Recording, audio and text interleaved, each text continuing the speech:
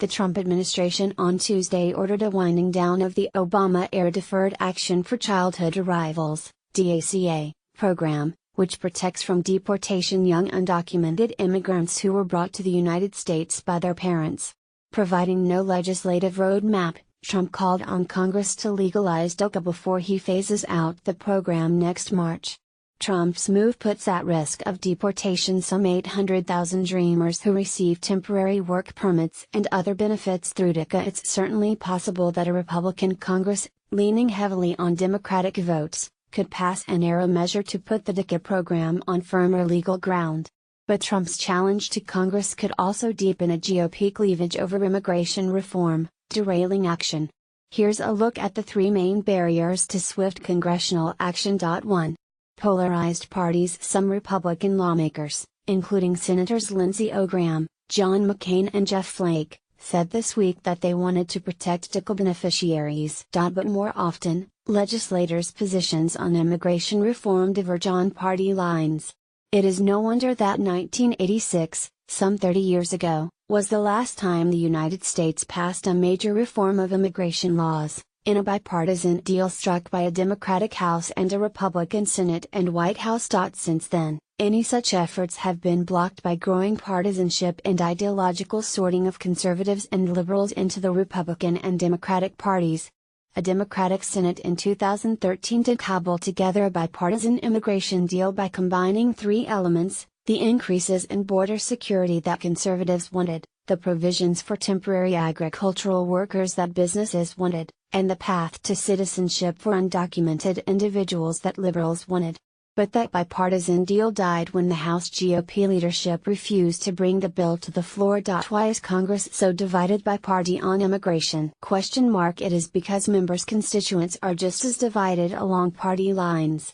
What is more, Republican and Democratic congressional districts have starkly different concentrations of Hispanic voters. As you can see below in the figure based on census data, only a handful of House districts represented by Republicans include large communities of Hispanic or Latino voters. The 2010 census uses the terms Hispanic and Hispanic or Latino interchangeably. Look at the districts where Latinos make up more than 20% of voting age residents and you'll see that they more often elect Democrats than Republicans. Only about 10% of GOP-held districts have that many Latinos, while about a third of Democratic-held districts do. That means that only a handful of GOP lawmakers have constituents pressuring them heavily for comprehensive immigration reform.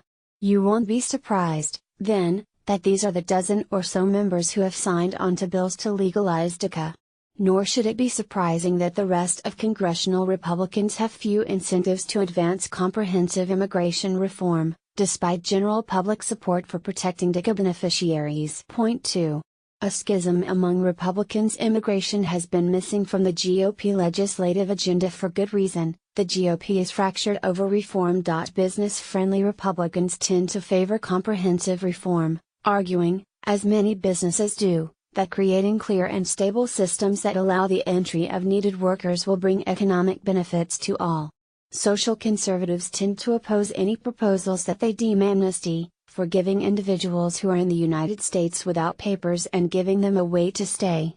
You could see those divisions in 2013, after John McCain and several other prominent Republican senators worked in a bipartisan gang of 8 to craft an immigration bill, which in the end got the votes of only 11 Republicans on the Senate floor. Today, a handful of Republicans, including some Senate conservatives such as James Lankford of Oklahoma and Tom Cotton of Arkansas, say they favor legalizing DACA somehow.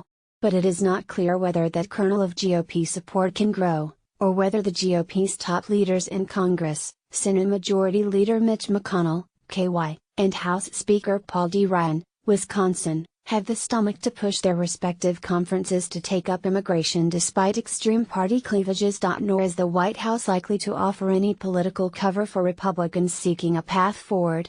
Judging from the president's recent behavior, he is more likely to lash out against inaction than lead the GOP forward. 3. Time is short. For better or for worse, the congressional calendar is very, very tight, and may leave no room for action on DACA. With a 3-month agreement reached Wednesday to raise the debt limit, fund the government and provide emergency hurricane aid, Lawmakers will need to reach longer-term solutions on these issues by mid-December. Lawmakers also need